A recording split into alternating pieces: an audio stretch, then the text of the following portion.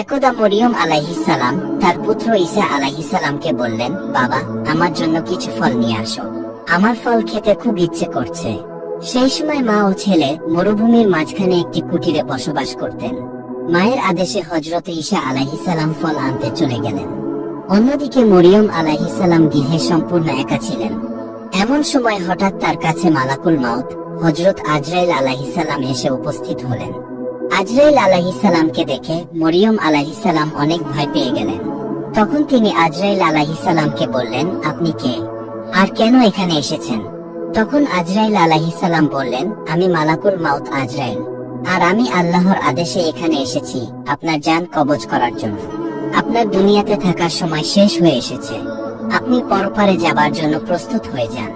আজরাইলের এই কথা শুনে মরিয়ম আলাইহিস সালাম বললেন, হে আজরাইল, আপনি আমাকে আরেকটু সময় দিন, আমার আদরের সন্তান আমার জন্য ফল আনতে বাহিরে গেছে। আমার মৃত্যুর আগে আমি একটু আমার ছেলের মুখখানা দেখতে চাই এবং তাকে 2-4টি আদেশ উপদেশ ও বাণী বলে যেতে চাই। অতএব সে ফিরে আসুক, তারপরেই আপনি আমার জান কবজ করুন। তখন আজরাইল আলাইহিস সালাম বলল, হে মরিয়ম, এই কাজে আমার 1 মিনিটও বিলম্ব করার সাধ্য নেই, কারণ আল্লাহ তাআলার সুনির্দিষ্ট নির্দেশ এই যে প্রত্যেক প্রাণীর মৃত্যুর জন্য একটি নির্ধারিত সময় রয়েছে। যখন সে সময় এসে উপস্থিত হবে তখন সে 1 মুহূর্তের জন্য দেরি করতে পারবে না। আল্লাহর ঘোষণা অনুযায়ী আপনার জান আমাকে এখনই কবজ করতে হবে। আজরাইলের এরকম কথা শুনে হযরত মরিয়ম আলাইহিস সালাম বললেন, আমি মৃত্যুকে ভয় করি না, আমি আল্লাহর অবাধ্য নই, কিন্তু আমার মনের দুঃখ এই যে মৃত্যুর আগে আমার আদরের সন্তানকে কিছু বলে যেতে পারলাম না। যাই হোক, আল্লাহ যা করেন ভালোর জন্যই করেন। অতঃপর আজরাইল আলাইহিস সালাম হযরত মরিয়ম আলাইহিস সালামের জান কবজ করে আল্লাহর কাছে চলে গেল, আর তার প্রাণহীন দেহটি মাটিতে পড়ে রইল। কিছুক্ষণ পর হযরত ঈসা আলাইহিস সালাম মায়ের জন্য ফল হাতে নিয়ে কুটিরে ফিরলেন এবং দেখতে পেলেন তার মাতা কুটিরের সামনে পড়ে আছেন। তিনি ভাবলেন তার মাতা মনে হয় ঘুমাচ্ছেন, তাই তিনি তাকে ঘুম থেকে জাগিয়ে ঘুম নষ্ট করার চেষ্টা করলেন না। কিন্তু হযরত ঈসা আলাইহি ওয়াসাল্লাম যখন দেখতে পেলেন অনেকক্ষণ হয়ে গেল মা ঘুম থেকে উঠছেন না, তখন তিনি তাকে ডাকতে গিয়ে দেখলেন যে তার দেহের পবিত্র রূহ পরপারে চলে গেছে।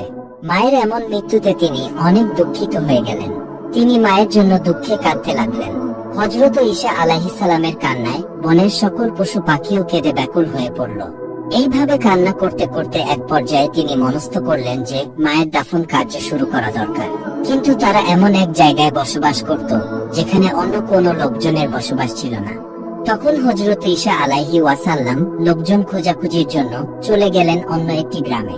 তারপর কিছুক্ষণ হাঁটতে হাঁটতে কয়েকজন লোকের সাথে তার দেখা হলো। তখন তিনি বললেন, হে আল্লাহর বান্দারা, আমার মাতা ইন্তেকাল করেছেন, আপনারা আমার মাতাকে দাফন কাফনের জন্য একটু সাহায্য করুন।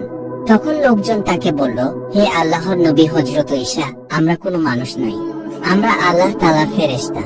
আমরা আপনার মাথার দাফন কাফনের জন্যই আপনার কুটিরের দিকে যাচ্ছিলাম।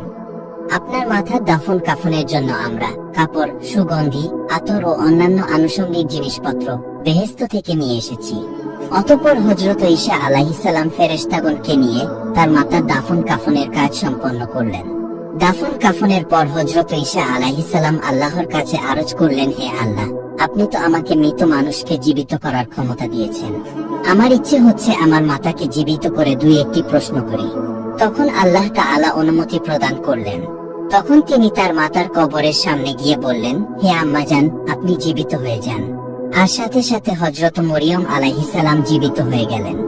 অতঃপর তিনি তার নিকট জিজ্ঞাসা করলেন, হে আম্মাজান, দুনিয়াতে কোন সময়টি আপনার কাছে সর্বাধিক কষ্টকর বলে মনে হয়েছিল? তখন তিনি বললেন, হে আমার পুত্র, যা